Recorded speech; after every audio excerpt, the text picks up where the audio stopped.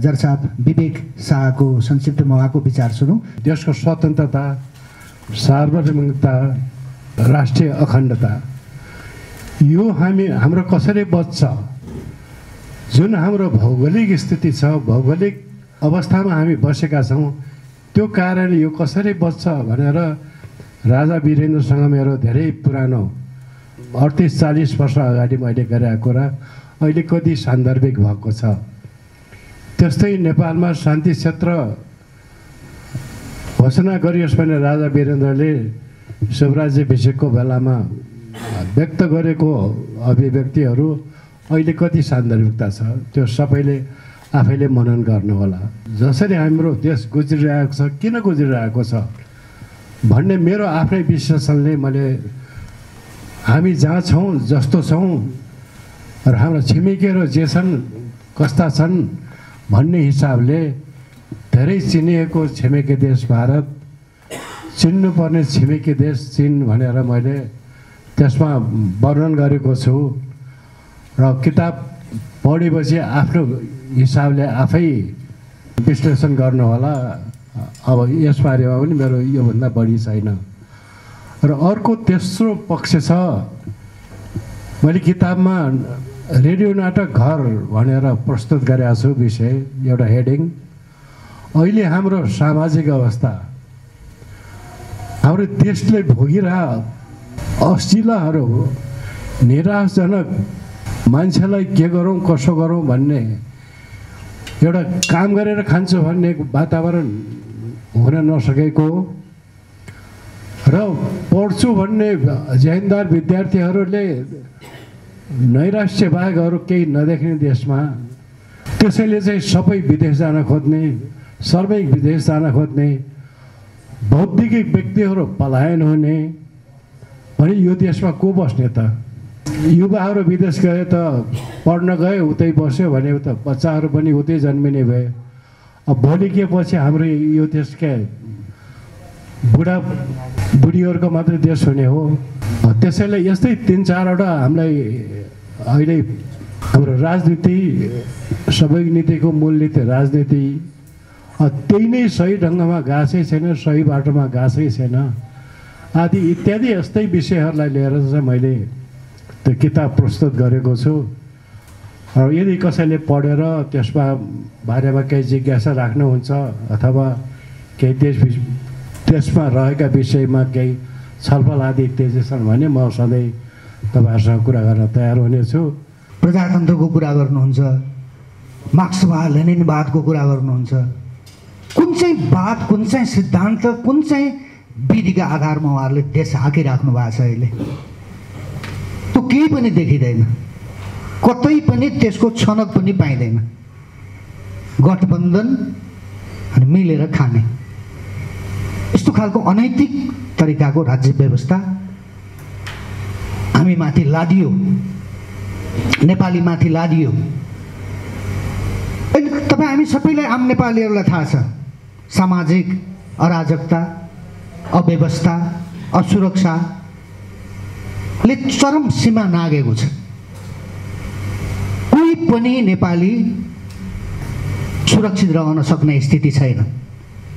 हिजो उहाँहरूले राजनीतिक मुद्दाका आधारमा 10 वर्ष देशलाई युद्धको दलदलमा फसाउनु भयो। अब अरू तमाम युद्धका सम्भावनाहरू मुखरित भएर आएका छन्। प्रधान सेनापति देशको सङ्कटको बेलामा अन्तिम शक्तिको रूपमा स्वीकार गर्नुपर्ने, कुनै पनि राष्ट्रले स्वीकार गर्नुपर्ने तागतको नेतृत्वले समेत कुनै कार्यक्रममा भाषण गर्नुहुन्छ, त्यो पनि त्यो भाषणमै सीमित हुन्छ। के राष्ट्रिय सुरक्षा परिषद भन्ने पनि हुन्छ, सरकार छ, के मन्त्री परिषद, के छन्, थुप्रै कुराहरू हुन्छन्। उहाँले पनि त्यो कुनै नेताले जस्तो भाषण गरिदिनु भयो, सिद्धि हो त्यो। मैले 20-25 वर्षदेखि देखेँ मैले यो सेनापतिहरूले भाषण गरेको। त मैले भनेको छु पब्लिकली, म गर्व गर्छु नेपाली सेनाप्रति। हामीसँग राष्ट्रिय सुरक्षा अङ्गमा हिजो महत्त्वपूर्ण ठाउँमा बसेर राष्ट्रको सेवा गरेका व्यक्तित्वहरू हुनुहुन्छ। सैनिक सचिव विवेक शाह सर यहीँ हुनुहुन्छ, हाम्रो छिरेम शमशेर थापा सर यहीँ हुनुहुन्छ, जो महाराधिराज वीरेन्द्रसँग लामो समय काम गर्नुभयो। हाम्रो रविराज थापा सर सशस्त्र प्रहरी बलको एआइजी साहब हुनुहुन्छ। अत्यन्तै जिम्मेवार व्यक्तित्वहरूका बिचमा मैले यो कुरा भनिराखेको छु। हालसालै हाम्रो विवेक जर साहबको एउटा किताब आयो, त्यो किताब मैले सरसर्ती पढेँ। त्यहाँ एकजना लालबहादुर थापा भन्ने राष्ट्रिय अनुसन्धानबाट रिटायर एकजना उच्च अधिकारी रहेछन्। माओवादी द्वन्द्वकै बेलामा सेनाको तर्फबाट जर साहबले बुझ्न खोज्नु भएछ कि माओवादीहरू भारत भूमिमा तालिम गरिराखेका छन् के भन्ने कुराहरू आएपछि बुझ्न खोज्नु भएछ। उहाँले लालबहादुर थापाले म गर्छु यो काम भन्नुभएछ। अलिकति खर्च पनि जर साहबबाट लिनुभएछ।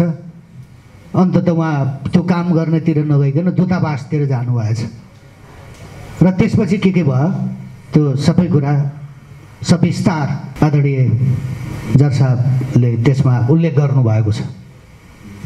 हामी नेपालीहरू आफ्नो देशप्रति कति बेइमानी गर्नका निमित्त अभिशप्त भयौँ। कति कुन हदसम्म हामीले आफ्नो मातृभूमिप्रति गद्दारी गऱ्यौँ। आम नागरिकको प्रश्न गरिराखेको छैन म। राज्यको जिम्मेवार ठाउँमा बसेर राष्ट्रप्रति गद्दारी गर्ने, जनताप्रति गद्दारी गर्ने, यो वा त्यो व्यवस्थाको नाममा जनतालाई उद्वेलित गराएर आन्दोलित गराएर विदेशीहरूसँग मिलेर विदेशी खुफिया एजेन्सीसँग समन्वय गरेर आन्दोलन र क्रान्ति गर्ने। अनि ती विदेशीहरूले यही देशभित्र आएर फलानु नेतालाई यसरी राखेका थियौँ, फलानु नेतालाई यसरी सम्झाएका थियौँ, फलानु नेता यस्तो, फलानु नेता उस्तो। यो त मरेको दिन भयो नि।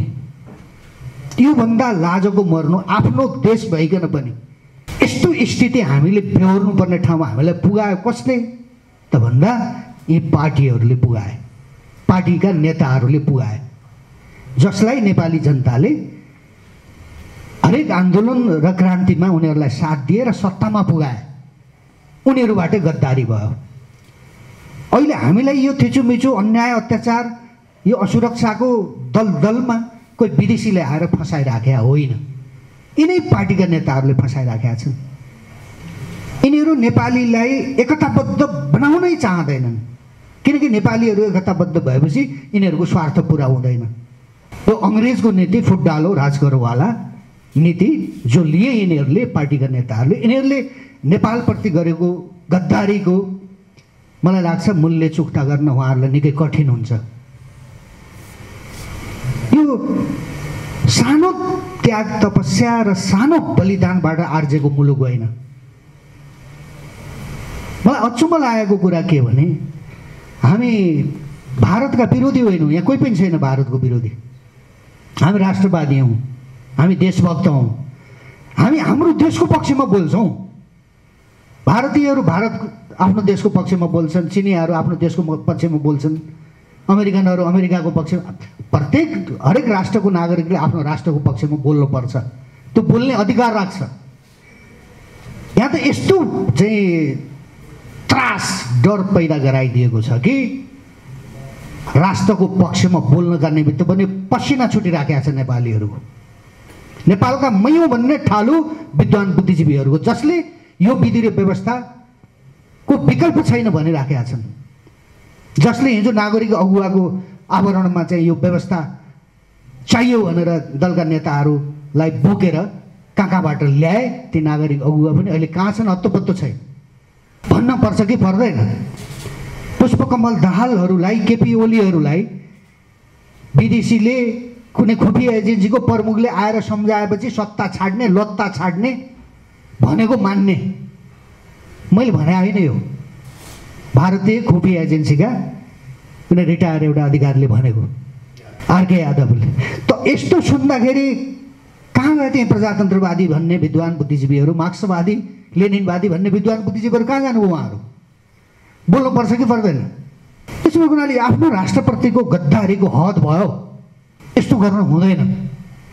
हामी सजग समूहका तर्फबाट आम नेपालका विद्वान बुद्धिजीवीहरूलाई पनि अपिल गर्छौँ, देशको कुरा हो, हेर्नुहोस् यो आफ्नो स्वार्थपूर्ति भयो भन्दैमा तपाईँहरूले देशप्रति गद्दारी गर्ने हक न तपाईँहरूले राख्नुहुन्छ, न हामीले राख्छौँ, न कसैले राख्छ। त्यसो भएको हुनाले देशको अस्तित्व सङ्कटमा परेको कुरा त्यो सर्वविदितै छ। यो विषयमा मैले धेरै लामो बहस गरिराख्न जरुरी छैन। त्यसो भएको हुनाले हामी के अनुरोध गर्न चाहन्छौँ भने सञ्चार माध्यम मार्फत सजग समूहका तर्फबाट हामीलाई यो देशभित्र बस्न र बाँच्न सक्ने परिस्थिति बनाइदिने कसले हो, यो प्रश्न पार्टीहरूलाई, शासन सत्तामा भएका, प्रतिपक्षमा भएका र यो विधि र व्यवस्थाको विकल्प छैन, यो संविधानको विकल्प छैन भन्नेहरूलाई हो यो प्रश्न। हामीलाई जवाब चाहियो। आफ्नो देश भइकन पनि नेपालीले यो देशभित्र बस्न र बाँच्न सक्ने परिस्थिति नबनाउने को हो? कसले नेपालीहरूलाई आफ्नो देश छोडेर अरूका देशमा भागदौड गर्दै जानुपर्ने स्थिति बनायो? अरूको देशको सेनामा समेत छिरेर लडेर मर्नुपर्ने स्थिति कसले बनायो? यसको जवाब चाहिँ चाहिन्छ ढिलो चाँडो। त्यसो भएको हुनाले हामीले सजग समूहका माध्यम निरन्तर यस्तै गम्भीर विषयहरूलाई हामीले उठाउँदै आयौँ। हामीले आफ्नो चर्चा परिचर्चा के नगरे जस्तो गरिकन राष्ट्रका सामु आफ्नो उपस्थिति देखाउने त्यो खालको प्रवृत्ति पनि हामीले त्यो देखाएनौँ। त्यो हामीलाई जरुरी पनि भएन, किनकि हामीले ठुलो कुरा गरेर कुनै अर्थ पनि हुँदैन। सचेत सजग एउटा नागरिक हुनुको नाताले यहाँ त बिग्रियो है, यो त राम्रो भएन है सम्म भने आऊ। त्यसो भएको हुनाले यी सबै विषयहरू हामीले लामो समय छलफल गऱ्यौँ। 2-3 हप्ता हामीले छलफल गरिसकेपछि आज एकचोटि मिडियाका साथीहरूलाई पनि राखेर अझ बाहिरका केही अरू साथीहरूलाई पनि बोलाएर कुरा गरौँ न त भन्ने कुरा थियो र त्यसका आधारमा केही साथीहरूलाई हामीले आमन्त्रण पनि गरेका थियौँ। अरूले के भन्छन् के गर्छन् भन्ने भन्दा पनि हामीले सजग समूहले निरन्तर हाम्रो राष्ट्रको पक्षमा काम किन भएन, नेपाल र नेपालीलाई सुख र शान्तिले यो देशभित्र बस्न र बाँच्न सक्ने परिस्थिति निर्माण किन भएन, यो कुरा चाहिँ निरन्तर हामीले उठाउँदै आएका छौँ। लेख्न सक्नेले लेख्नु भएको छ, बोल्न सक्नेले बोल्नु भएको छ, किताब प्रकाशन गर्न सक्नेले किताब प्रकाशन गरेर हुन्छ कि कसरी हुन्छ, सबै हामीले आफ्नो राष्ट्रप्रतिको धर्म सकेको निर्वाह गरिरहेका व्यक्तित्वहरू हामी यसमा समाहित भएर निरन्तर हामी एक ठाउँमा बसेर काम गरिराखेका छौँ। यो कुरा मैले यहाँहरूलाई अनुरोध गरेँ। म अब यही विषयलाई यो 12 बुँदेको बारेमा धेरै चर्चा परिचर्चा गरिराख्नु भएको हाम्रो आदरणीय डाक्टर शास्त्र दत्त पन्त सर हुनुहुन्छ। उहाँले यो विषयमा निकै लेखहरू पनि प्रकाशन गर्नुभएको छ, धेरै अन्तर्वार्ताहरू पनि दिनुभएको छ। आखिर यो 12 बुँदे दलहरूका बिचको सम्झौता पछिको नेपालको राजनीतिक स्थिति मैले जसरी संक्षेपमा मैले यसको व्याख्या गरेँ, आखिर के हो त? म डाक्टर शास्त्र दत्त पन्तलाई संक्षिप्तमा आफ्नो विचार राखिदिन अनुरोध गर्दछु। नेपालको सार्वभौम सत्तामाथि धावा बोलिएको छ। त्यसमा सत्तामा बस्नेहरूले सार्वभौमलाई निरन्तर बेच्ने काम, अब यसलाई धमिरो लगाउने अवस्थाबाट त्यो नेपालको सार्वभौमता, स्वतन्त्रता, अखण्डतालाई बेच्ने काम सत्तामा बस्नेहरूले गरिरहेका छन्। यो मेसेज मतदाताको ठाउँमा पुर्याउन नसक्ने हो भने अब नेपालको स्वतन्त्र सार्वभौम अस्तित्व कायम राख्न सक्ने अवस्थामा धेरै कमजोर नेपाल भइसकेको छ। अब यो चाहिँ को कुरा 12 बुँदेको कुरा एउटा बाटा थालनी भएको भन्ने धेरै राजनीतिक विश्लेषकले भन्छन्। मैले त्यसको धुरो खोज्दै जाँदाखेरि चाहिँ त्यो 2007 सालदेखि नै थालनी भएको रहेछ। अब राजा त्रिभुवनले हैदराबाद हाउसमा जाने बेलादेखि नै यिनीहरूले चाहिँ नेपालमा धमिरो लाउने काम त्यस बेलादेखि गरिरहेका रहेछन्। त्यो कुरालाई चाहिँ राजा महेन्द्रको शासनकालभरि र राजा वीरेन्द्रको शासनकालभरि नेपालमा चाहिँ नेपाल स्वतन्त्र सार्वभौम मुलुक हो, इन्डियाभन्दा माथिल्लो तहको नेपाल हो।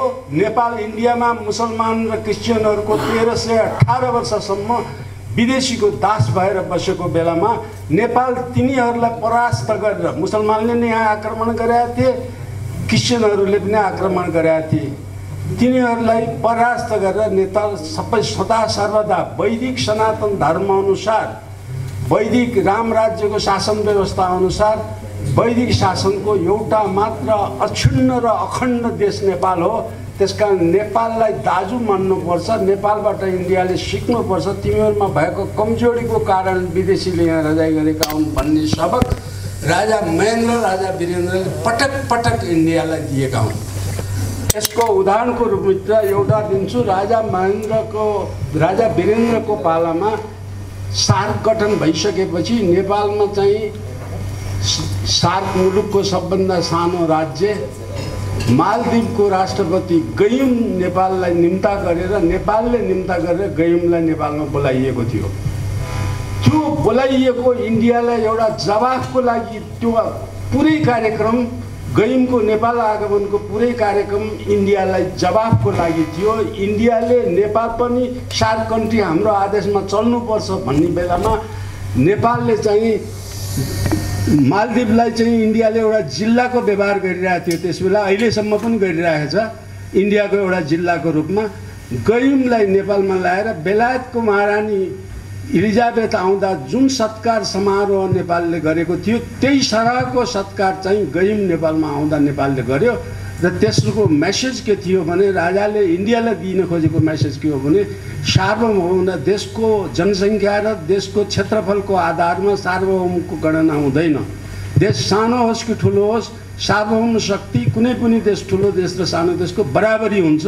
त्यसले बराबरी इज्जत पाउनुपर्छ, बराबरी सम्मान पाउनुपर्छ। र नेपाललाई इन्डियाले नेपाललाई गरेको र सार्क कन्ट्रीमा गरेको त्यो सम्मान गलत इन्डियाको छ भन्ने प्र्याक्टिकल व्यवहारमा गयुमबाट चाहिँ एउटा चाहिँ पाठ इन्डियालाई सिकाइएको थियो। यस्ता पाठ राजा महेन्द्र र राजा वीरेन्द्रबाट नसिकाएको भए नेपालको अस्तित्व त्यो, अथवा अर्को शब्दमा म भन्छु तपाईँहरूलाई 2017 सालको परिवर्तन ल्याउनु पर्ने कारण पनि यही कारणले भएको थियो। त्यसबेला त्यो 17 सालको परिवर्तन नल्याएको भए नेपाल जसरी गण्डकी, कोशी, कर्णाली, महाकालीसम्म नदीको रूपमा, जलस्रोतको रूपमा दिँदै आइयो, त्यसै नेपालको सार्वभौमिक स्वतन्त्रताको, नेपालको परराष्ट्र र नेपालको चाहिँ जलस्रोत पछिल्लो मागसम्म परराष्ट्र छोडेर जलस्रोत र डिफेन्स इन्डियाले मागेको थियो। जुन मागेको बदलामा, इन्डियाको अनैतिक तरिकाको बदलामा राजा महेन्द्रको पालामा प्रधानमन्त्री कृतिनिधि भएको बेलामा चाहिँ नेपालमा उत्तर सीमा हाम्रो हिमालय रेन्ज हो भनेर त्यहाँ राखेको इन्डियाको फौजलाई उनीहरूले जवाब दिएर, अर्को जवाब दिएर उनीहरूलाई फिर्ता नेपालले नोट पठाएर इन्डियन आर्मी नेपालबाट आउट भएर, अनि अर्को घटना चाहिँ त्यसभन्दा पहिले युएनको मेम्बर हुनलाई रुसलाई भिटो लगाउन लाएर, सोभियत रुसलाई भिटो लगाउन लाएर नेपाल चाहिँ एउटा इन्डियाको प्रोटेक्टोरेट कन्ट्री हो र नेपाललाई चाहिँ स्वतन्त्र सार्वभौम मुलुक होइन भनेर चाहिँ इन्डियाले रुसलाई भिटो लगाउन लगाएर गरेका जति काम कुरा थिए, ती काम कुरालाई पनि राजा महेन्द्रको बुद्धिमत्ता तरिकाले चाहिँ त्यसलाई प्रमाणित गरेर नेपाल स्वतन्त्र सार्वभौम युएनको मेम्बर समेत बनेको हो। यसरी जोगाएको नेपाललाई अब जबसम्म नेपालमा राज संस्था रहन्छ तबसम्म नेपाल चाहिँ इन्डियाले नेपालमाथि हालिमुहाली गर्न पाउँदैन भन्ने षड्यन्त्रको निमित्त चीनसँग पराजय भएको मानसिकता र छिमेकीसँग घृणाको अवस्था भएको मानसिकता आएको हुनाले तत्कालीन सोभियत रुससँग सम्झौता गरेर भन्ने एउटा मैले किताबहरूमा भन्ने इन्डियाको संस्था स्टेट टेरोरिज्म हो। इन्डियाले पाकिस्तानलाई टेरोरिस्ट भन्छ, अरू चाहिँ हमाजलाई टेरोरिस्ट भन्छ, अरू कयौँ टेरोरिस्ट भन्छ। ती टेरोरिस्ट हुन् तिनीहरू पनि, तर त्योभन्दा कम टेरोरिस्ट होइन।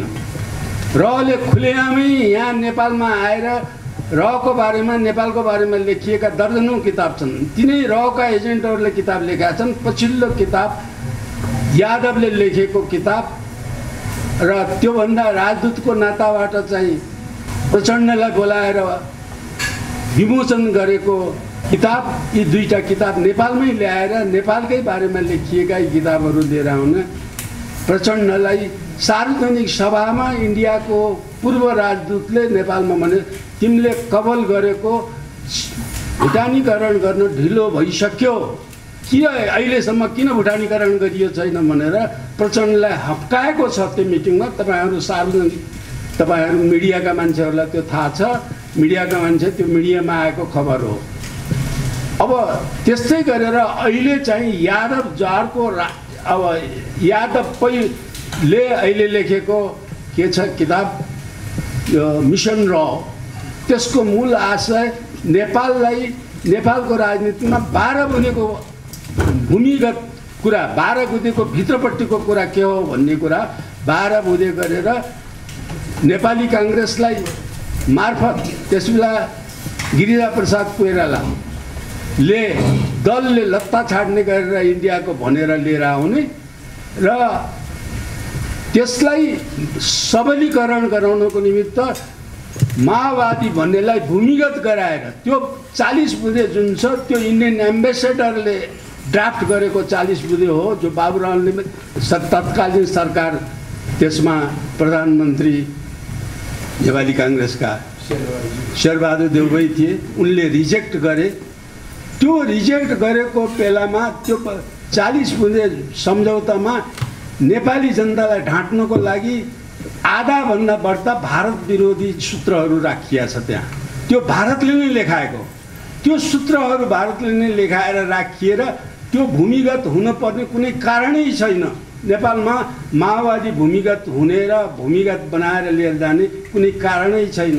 नेपालमा माओवादीले जति गरेका आतङ्ककारी जति कुराहरू छन् त्यो कुरा चाहिँ अहिलेको यो राजनीति अवस्थामा आउने होइन।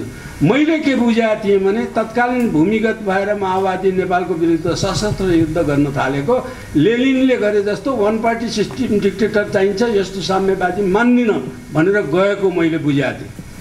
तर त्यो चाहिँ होइन रहेछ। त्यो गएको त्यो चाहिँ इन्डियाले उठाएर 40 बुँदे बनाएर इन्डियाले चाहिँ नेपालमा बाटोमा लौरो हालेर खेल्ने एउटा चाहिँ संयन्त्र बनाएको थियो। त्यो पनि इन्डियाले जे गरेको थियो त्यो चाहिँ संयन्त्रलाई नेपालको तत्कालीन राजा वीरेन्द्रको शासनले तिनीहरूलाई जहाँसुकै नाकाम बनाएर गर्थ्यो। नेपालको प्रहरीले पनि कमजोर बनाउने अवस्था भएको बेलामा त्यसबेला इन्डियाको रको पैसाले पुगेन। किनभने इन्डियाको रको पैसा चलाउने तरिका के छ भने रमा जति पनि पैसा बजेट राखिन्छ त्यो पनि अडिट हुँदैन। रले गरेको खर्चको विवरण पनि दिनु पर्दैन। त्यसो हुनाले त्यो पैसाले खर्च गर्ने आधाभन्दा बढ्ता इन्डियन ब्युरोक्राट्सहरूले, इन्डियन पदाधिकारीहरूले खल्तीमा हाल्छन्। त्यसकारण त्यो पैसा धेरै ठुलो रकम हुन्छ र त्यो ठुलो रकमको पैसा चाहिँ यिनीहरू नेपालका पार्टी सबैलाई बाँड्ने काम त्यहाँबाट, मूल्य रूपमा बाँड्ने काम त्यहाँबाट हुन्छ।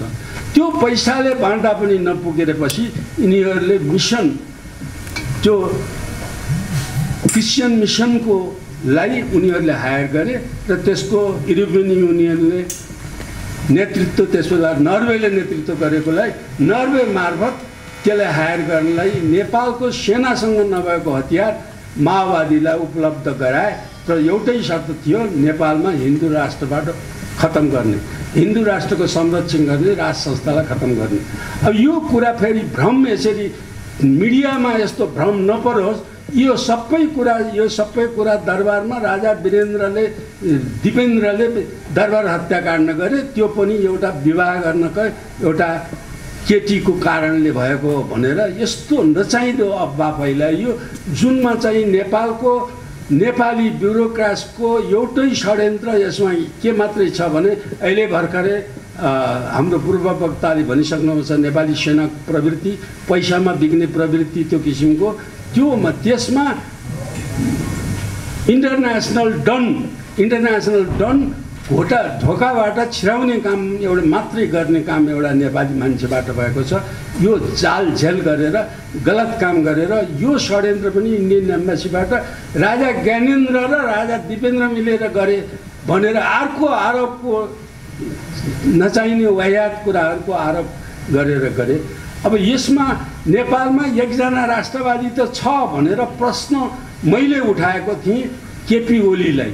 जसले इन्डियाको आदेशमा संविधानको घोषणा 15 दिन पछाडि गर भन्दाखेरि मानेन, नमानेको कारणले नाकाबन्दी गरिदियो। नाकाबन्दी गरेको कारणले चीनसँग इन्डियाबाट केही पनि नल्याएर पनि हामी चीनबाट ल्याउँछौँ भनेर ड्राइपोर्टहरू र सिपोर्टहरू चिनेर सम्झौता गरे। अब त्यो गरेको त्यही इन्डियाको रहको एजेन्ट जुन भर्खरै किताब लेखेको छ यादवले आएर त्यति गरेर बसेको यही एकजनालाई ठिक गर्न बाँकी थियो भनेर राति 9 बजेदेखि 12 बजे 1 बजेसम्म रहको चिफै आएर यहाँ आएर चाहिँ थर्काउनसम्म 3 घन्टा थर्काएर तँलाई बाँच्न मन छ कि छैन, तँलाई बाँच्न मन छ कि छैन सम्मका कुराहरू गरेर उसले चाहिँ नेपालको चुच्चे नक्सालाई किताबमा छाप्नबाट त्यसको आदेशले किताबमा छाप्नबाट डराएर पछाडि हट्यो।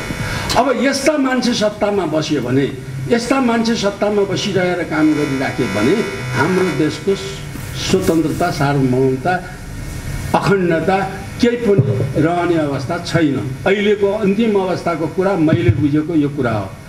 अब अहिले आएर अन्तिम अवस्थामा चाहिँ बुझाउँदै जानेलाई नेपालको जलस्रोत सबै बुझाइसक्यो, इन्डियाको हातमा गइसक्यो छ। मिसनरिजहरूले चाहेको अहिले अमेरिकाको क्याबिनेटमा एकजना सांसदले भनिसके नेपालमा मिसनरीले अमेरिकाले स्टेटले नै पैसा खर्च गरेर यहाँ मिसनरीहरू चलाए 7 करोड करिब नेपाली रुपियाँ 7 करोड दिएको प्रमाण अमेरिकाको एकजना पूर्व अमेरिकन आर्मीको मान्छे अहिले सिनेटर भएको सांसदले त्यहाँ चाहिँ अमेरिकामा प्रमाणसहित पेश गरेर अमेरिकालाई माफी माग्नमा लगाइराखेको छ। अमेरिकाले टालटुल जवाफ दिइराखेको छ। यो मिसनरीको प्रतिनिधित्व गरेर यो चाहिँ अहिले तपाईहरुले नेपाललाई एउटा लन्चिङ प्याड बनाएर चीनको विरुद्धमा गतिविधि गराउने क्रममा एमसीसी को रूपमा यहाँ प्रवेश गरेर मिसनरिजहरू यस किसिमको पश्चिमा जगतको यहाँ प्रवेश गरेका छन्। अब दुईटाको बेग्लै स्वार्थ भए पनि अहिले यो कामको कुराले पाकिस्तान समर्थन गरेर इन्डियाको विरुद्धमा गएको अमेरिका यो चीन विरोधी गतिविधिमा इन्डिया जति सशक्त छ त्यति छैन भनेर पाकिस्तानलाई छोडेर, जसलाई एटमिक पावर समेत बनाइदिएको थियो अमेरिकाले, त्यो पाकिस्तानलाई छोडेर इन्डियामा आएर पाकिस्तानको विरोधीमा इन्डियामा आएछ र इन्डिया र अमेरिकासँग मिलाएर यो किसिमको नेपाललाई नाटोको मेम्बर अथवा अमेरिकाको दासको रूपमा व्यवहारमा परिणत भइसकेको छ। यी सबै कुराले गर्दा यहाँसँग सबैले हेर्दाखेरि नेपाललाई यी सबै कुराले गर्दा उदार अर्थनीति नेपालमा अभिशापको रूपमा आएको छ र त्यो ल्याउने युरोप र अमेरिका नै हो, फर्स्ट वर्ल्ड कन्ट्री नै हो र नेपालमा अहिले आएर नेपालको सत्ताबाट जानलाई द्वैत शासन, इन्डियाको शासन नेपालमा प्रचण्डले पछिल्लो पटक 20 करोड एउटा योजनामा खर्च गर्न पाउने, यो खर्च गर्न पाउने योजनाले मैले के देखेको छु भने जसरी प्रचण्ड भूमिगत भएको बेला नेपालमा उसले पनि सरकार खोलेर द्वैत शासन भनेको थियो नेपालमा, अहिले प्रचण्डले इन्डियालाई पनि शासनमा सहभागी बनाएर द्वैत शासनको रूपमा प्रचण्ड यो 20 करोड खर्च गर्न पाउने कासमले द्वैत शासन, इन्डियाको शासन पनि नेपालमा समानान्तर शासनको रूपमा आएछ। यो सम्झनुहोस्, यसको पछाडि कारण के हो भने अब घोषणा गर्न मात्रै बाँकी छ। नेपाल सिक्किम भयो, मर्ज भयो, त्यो मर्ज गराउने कुरा त बाबुरामले पटक पटक भनेका थिए, इन्डियनका सबै विज्ञहरूले पनि भनेका छन्। नेपाल पक्षमा इन्डिया धेरै छन्, नेपाल पक्षका मान्छे नेपालमाथि अन्याय भयो भनेर इन्डियामा बोल्ने मान्छे पनि छन्, इन्डियाका संसदमा बोल्ने मान्छे पनि छन्। तर त्यसको बावजुद पनि इन्डियाले नेपाललाई सिक्किमकरण गर्ने र भुटानीकरण गर्ने योजनामा चाहिँ यिनीहरूलाई अगाडि सारेर सत्तामा राखेको छ। प्रचण्डको एउटा चाहिँ खराब प्रचण्डलाई कमजोर कसरी बनाइरहेको छ भने उसलाई चाहिँ अहिले चाहिँ यो ट्याग जुन उसलाई आतङ्कवादीको ट्याग उसलाई अमेरिकाले पनि झिकाएको छैन, इन्डियाले पनि झिकाएको छैन। यसमा सही गर, खुरुक्क त्यो ट्याग लाउँछु तँलाई हेगमा लैजान्छु, यसमा सही गर नत्र हेगमा लैजान्छु, बार त्यो भन्ने वातावरण बनाएछ। त्यो ट्यागको कारणले अहिले पनि जुन चाहिँ यो शान्ति सम्मेलन अहिले मिडियाले अब जानुपर्ने, म धेरै समय नल्याउँ, मिडियाले जानुपर्ने अहिले देश जोगाउनुको लागि मिडिया एकसाथ आइदिनु पर्यो। मिडियाले पैसा हेरिदिनु पनि भएन, तिनीहरूले पैसा पनि दिन्छन्, धेरै मिडियाले पैसा, मिडिया पनि उनीहरूको हातमा धेरैमा गएछ। अब साना मिडियाले अलिकति राष्ट्रियता देखाएका छन्, साना मिडियाले गर्ने, ठुला मिडिया त यो विदेशीको उसमा गइसकेका छन्। अब यो अवस्थाले गर्दा नेपालमा चाहिँ स्वतन्त्र सार्वभौम मुलुक राखिराख्नको लागि यिनीहरूलाई अहिलेकै अवस्थामा भने आउँदो 84 सालको चुनावमा यिनीहरू शक्तिविहीन बनाउने जनतामा यो कुरा मिडियाले भरिदियो भने, नेपालका विज्ञहरू राष्ट्रप्रति माया गर्ने नेपालीहरूले यो कुरा भनिदियो भने एउटा सजिलो उपाय भोटबाट आउट गरेर सत्ताबाट च्युत गराउनु पर्ने एउटा अभियान छ भने, अर्को अभियान अहिले गराउनु पर्ने अभियान के हो भने यिनीहरूलाई चाहिँ अब फाटे कारबाही गर्नुपर्ने। हिजो भाटे कारबाही त गरिरहेको थिए, फाटे कारबाही गर्नुपर्ने। अहिले जुन भ्रष्टाचारको यिनीहरूले जुन गर्ने राष्ट्रको मूलनीति नै भ्रष्टाचार, मिलिजुली खरदारदेखि प्रधानमन्त्रीसम्म मिल्ने, अनि भएका निर्वाचन आयोगमा दर्ता भएका सबै पार्टीहरू पनि मिलेर अंशबन्ड लाएर देशलाई बाँडेर खाने जुन अवस्था आएछ, यो अवस्थालाई साँच्चै यो अवस्थालाई जनतामा रियल कुरा मिडियाले बुझाउन सक्यो भने, नेपालका विज्ञहरूले बुझाउन सक्यो भने जनतालाई चाहिँ फाटे कारबाही चाहिँ त्यसमा गर्नुपर्ने वातावरण बनाएको छ। किनभने जुन भ्रष्टाचारको मुख्य गरेर अब मुख्य सबैले थाहा पाएको भालाजुको जग्गा काण्ड र भुटानी शरणार्थी बनाएर बेच्ने काण्डमा सबै दलका सबै मान्छे त्यसमा सम्मिलित भएका छन् र त्यसमा मुख्य मान्छे प्रधानमन्त्री प्रचण्ड सबभन्दा ठुलो अभियुक्त छन्। त्यसमा सबभन्दा ठुलो माधव नेपाल अभियुक्त छन्, बाबुराम अभियुक्त छन्। अब यी सबै चिया बगानको कुरामा ऐन बनाउनेमा चाहिँ केपी ओली अभियुक्त छन्। यही अभियुक्तलाई चर्को रूपमा लिएर गएर यदि अदालतले, यदि अख्तियार दुरुपयोग निवारण आयोगले, यदि निर्वाचन आयोगले, नेपालमा कानुन मान्ने संवैधानिक निकायका सबैले पनि कानुनको विपरीत गएर यिनलाई छुट दिएर जुन अभियान काम गरेका छन्, त्यो काम गर्ने यिनले निर्णय गर्दा न्यायाधीशदेखि लिएर पार्टीका दलका सदस्यदेखि अख्तियार दुरुपयोगदेखि निर्वाचन आयोग समेतका मानिसहरूलाई भाटे कारबाही गर्नुपर्ने अवस्था सिर्जनालाई, मान्छेलाई जोस भराउने मिडियाको काम अब खाँचो छ, विज्ञहरूको काम अब खाँचो छ। जो चाहिँ पद लोभी छैन, जो पैसा लोभी छैन, देशको लागि माया गर्छ, त्यो मान्छे अब सक्रिय भएर नलाग्ने हो भने देशको स्वतन्त्रता र सार्वभौमिकता जोगिन सक्ने सम्भव मैले देखेको छैन। त्यसकारण मैले यहाँहरू मार्फत यो अनुभव गर्दै मैले भनाइ यही सक्छु। धन्यवाद। बाबुरामजी र प्रचण्डजीहरू दिल्लीमा बसेर रसँग समन्वय गरेर एसडी मुनिसँग कसम खाएर कागज गरेर उहाँहरूले यहाँ युद्धको चाहिँ आगो बालिरहँदा, दुनियाँको चाहिँ बर्बाद गरिरहँदा, देशको बर्बाद गरिरहँदा पनि हामी सजग भएका थियौँ कि उनीहरूले सुरुङ युद्ध गर्ने भनेपछि के भने होला, यिनीहरूले भारतसँग छिमेकीसँग सुरुङ युद्ध के भने होला यो, त हामीले पनि त्यस्तो सोचेका थियौँ। त्यसो भएको हुनाले हामीले कुनै देशका विरुद्धको कुरा होइन, हामीले हाम्रो देशको कुरा गर्नु पर्दाखेरि जुन कुराहरू अहिले बाहिर आइराखेका छन्, जस्ता मानिसहरूबाट हामीलाई शासित हुन विवश पारिएको छ, यो के जायज हो त?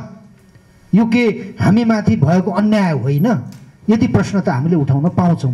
म यो 12 बुँदे पछिको राजनीतिक अवस्था र हाम्रो आन्तरिक र बाह्य सुरक्षाको बारेमा म हाम्रो पूर्व सशस्त्र प्रहरी बलका पूर्व आइजी रविराज थापा सरलाई आफ्नो विचार राखिदिन अनुरोध गर्दछु। धेरै कुराहरू 12 बुँदेको कुरा आयो।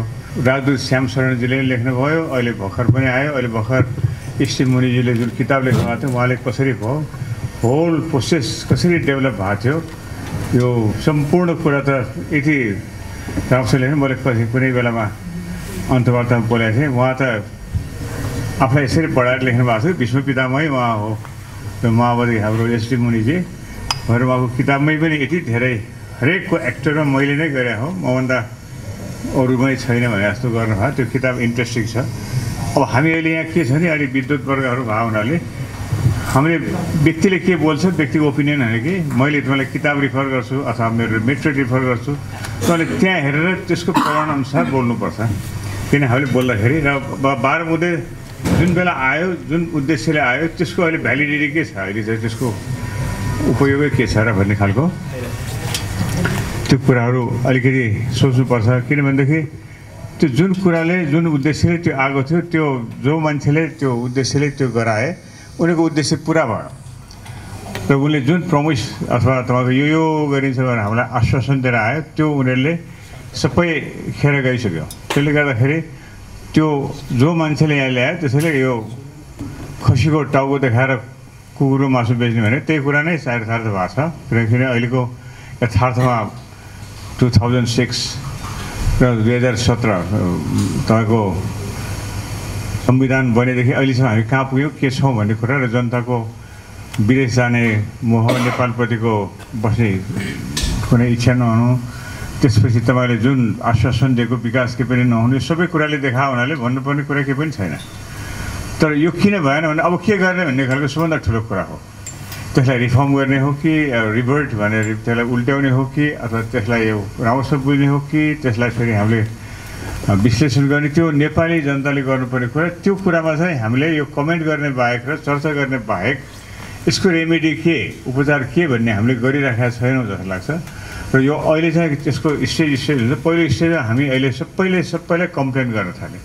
कोही पनि सुखी छैन, कसैले पनि हामी अहिले आरामसँग बसेका छौँ भन्न सकिरहेको छ, कोही पनि हामी उन्नति गरिरहेका छौँ भन्न सकेका छैन, कसैले पनि हाम्रो उद्योगहरू हामी विकास गरिरहेका छौँ भन्न सकेका छैन भनेपछि अब के गर्ने त भन्न जान्छ त्यो पनि कसैले भनिरहेका छैन भन्न सकेका छैन। खालि जिन्दगीमा कम्प्लेन गरेर अथवा तपाईँको खालि क्रिटिसाइज गरेर मात्रै हात लाग्ने केही पनि होइन। त्यो पक्षमा चाहिँ हामी नेपाली अहिलेसम्म पनि तयार भएको अथवा नेपालले साँच्चीकै यसो गर्छु भनेर सब्सटेन्सियल भनौँ न तपाईँको धर्म सम्बन्धी असन्तुष्ट पनि देखिया छ, सत्ता सम्बन्धी असन्तुष्ट देखिया छ, भ्रष्टाचार सम्बन्धी देखिया छ। त्यसको मूल त त्यही हो।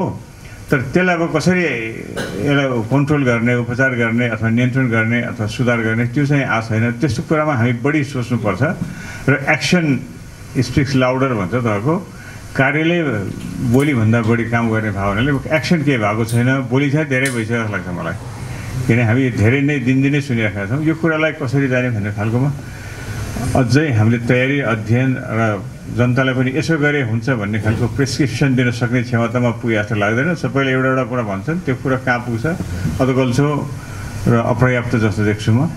त्यसले गर्दाखेरि अझै हामी तयार हुनुपर्छ र केही गर्न सक्नुपर्छ। गर्न नसकेसम्म यो कुरा गरेर केही पनि हुने मैले देख्दैन। Thank you.